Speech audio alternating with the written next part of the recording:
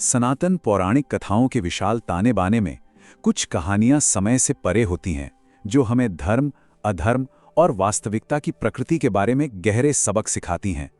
आज हम ऐसी ही एक गाथा में उतरेंगे, दिव्य भ्रम और करुणा की शक्ति की कहानी। ये है बुद्ध अवतार की कथा, दिव्य माया की एक गाथा।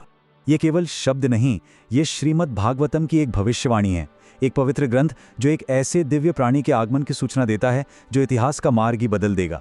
एक ऐसा प्राणी जो उस दुनिया में संतुलन बहाल करने के लिए माया का उपयोग करेगा जो अराजकता के कगार पर खड़ी है। कल्पना कीजिए एक ऐसे विश्व की जो एक मरते हुए युग की सांझ में डूबा हुआ है। द्वापर का स्वर्ण युग फीका पड़ चुका है और कलयुग की लंबी अंधेरी रात पृथ्वी पर अपनी छाया डालने लगी है। संघर्ष और कलह के इस युग में अंधकार की शक्तियां बल जुटा रही हैं और धर्म की नींव ही चरमराने लगी है। हाँ, ये असुर ये कोई साधारण दैत्य नहीं थे। वे चतुर थे, धूर्त थे और उन्होंने दिव्य विधान में एक खामी ढूंढ ली थी। वे जानते थे कि जब तक वे पवित्र वैदिक अनुष्ठानों का पालन करते रहेंगे वे सुरक्षित रहेंगे।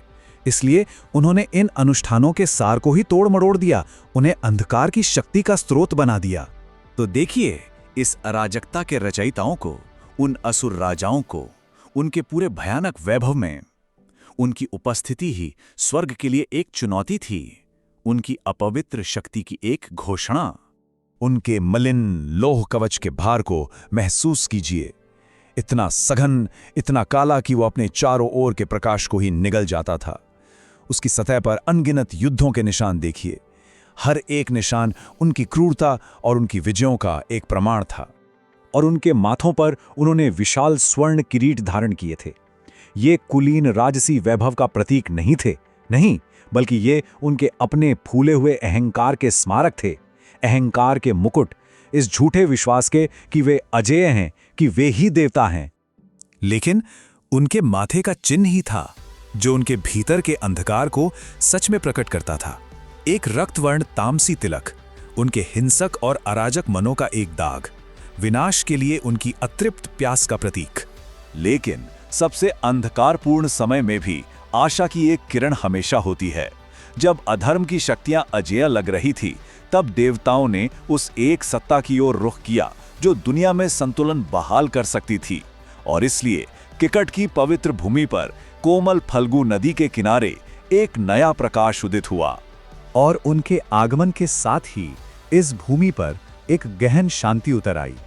एक ऐसी शांति जो इतनी शक्तिशाली थी कि उसने हथियारों की खनक को शांत कर दिया और मनुष्यों के उग्र हृदयों को भी शांत कर दिया। क्योंकि ये कोई साधारण प्राणी नहीं था, ये सात्विक तेज का, शुद्ध और निष्कलंक अच्छाई का अवतार था। वे उत्तम शुद्ध रेशम में लिपटे थे, असुरों के मोटे लोहे में नहीं, बल्कि एक ऐसे वस्त्र में जो पानी की तरह बहता था। उनकी पवित्रता और माया की दुनिया से उनके वैराग्य का प्रतीक, और उनके ललाट पर पवित्र मलयज चंदन का एक चिन्ह, असुरों का रक्त लाल दाग नहीं, बल्कि गहन शांति और असीम करुणा का प्रतीक। एक ऐसा चिन्ह जो युगों से परे के ज्ञान की बात करता था। अब देखें इन दो शक्तियों को, दो मार्गों को जो सामने है। एक और तमस का अंधकार, भारी लोह कवच, रक्त लाल चिन्ह, युद्ध के हथियार, और दूसरी ओर सत्व का प्रकाश, बहता हुआ रेशम, पवित्र चंदन का चिन्ह, शांत स्वरूप। ये केवल सेनाओं की लड़ाई नहीं है, ये दुनिया की आत्मा के लिए एक लड़ाई है। और अब हम इस कथा के मर्म तक आते हैं, उस गुप्त शस्त्र तक जो इस युद्ध का रुख मोड़ देगा। ये कोई तलवार नहीं, कोई भाला नहीं, बल्कि एक शब्द है, सम्मोह।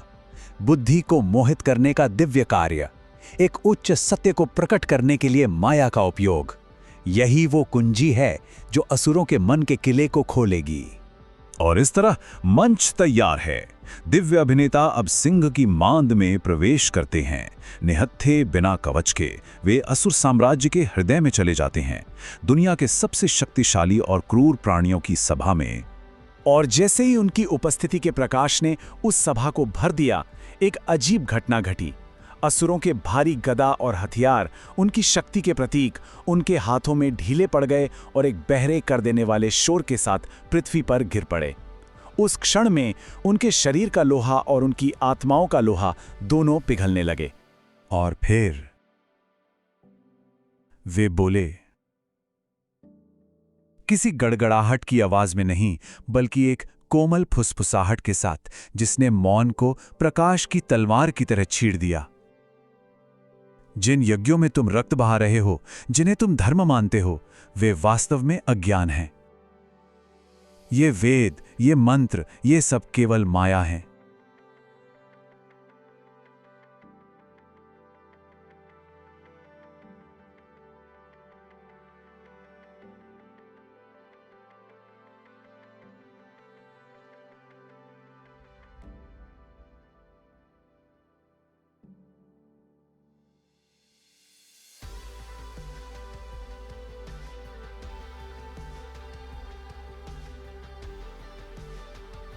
और उन सरल शब्दों के साथ ही असुरों की शक्ति की पूरी नींव ढहने लगी, क्योंकि उनकी ताकत उनके हथियारों में नहीं थी, उनकी ताकत तो उनके विश्वास में थी। इस विश्वास में कि वे धर्म के मार्ग पर चल रहे थे, और अब वो विश्वास बिखर गया था। और जैसे जैसे पुरानी रीतियों में उनका विश्वास मुरझाता गया, वैसे वैसे उनके भौतिक स्वरूप भी बदलते गए। मलिन लौह कवच, जो कभी उनकी दूसरी त्वचा थी, अब उनके कंधों पर ढीली लटक रही थी। विशाल स्वर्ण किरीट, जो कभी उनके गर्व का प्रतीक थे, अब उनके पैरों पर टूटे पड़े थे। और वो रक्त लाल चिन्ह, जो कभी उनके क्रोध का दाग था, अब शून्य में विलीन हो गया था। और इस प्रकार युद्ध जीत लिया गया, तलवारों की झंकार से नहीं, बल्कि सत्य की एक फुसफुसाहट से। रक्त बहाकर नहीं, बल्कि ज्ञान के उदय से। देवता, जो सहस्त्राब्दियों से असुरों के खिलाफ लड़ रहे थे, केवल विस्मय में देख सकते थे कि कैसे एक अकेले शांत प्राणी ने वो हासिल कर लिया जो उनकी सारी सेनाएं भी नहीं कर सकीं। क्योंकि यह केवल असुरों पर विजय नहीं थी, यह उस अंधकार पर विजय थी जो हर हृदय में बसता है।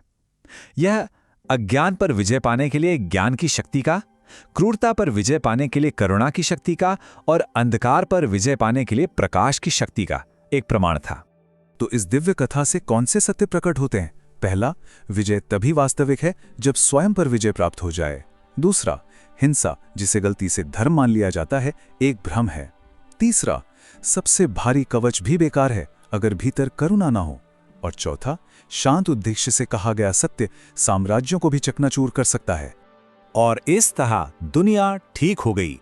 पृथ्वी हिंसक यज्ञों के बोझ से मुक्त होकर एक बार फिर सात्विक वैभव से लहलहा उठी, और बुद्ध की करुणा का प्रकाश पूरे देश में फैल गया, जो सत्य का मार्ग खोजने वालों के लिए आशा की एक किरण बन गया। और इसलिए हम एक प्रश्न के साथ रह जाते हैं, एक ऐसा प्रश्न जो युगों युगों तक गूंजता है और अस्तित्व के मूल में प्रतिध्वनित होता है। यदि इस सबसे अभेद्य कवच को एक करुणापूर्ण दृष्टि से भंग किया जा सकता है, तो मन का कौन सा किला, स्वयं की बनाई हुई कौन सी जेल वास्तव में सत्य के सामने टिक सकती है? इसका उत्तर भीतर ही है,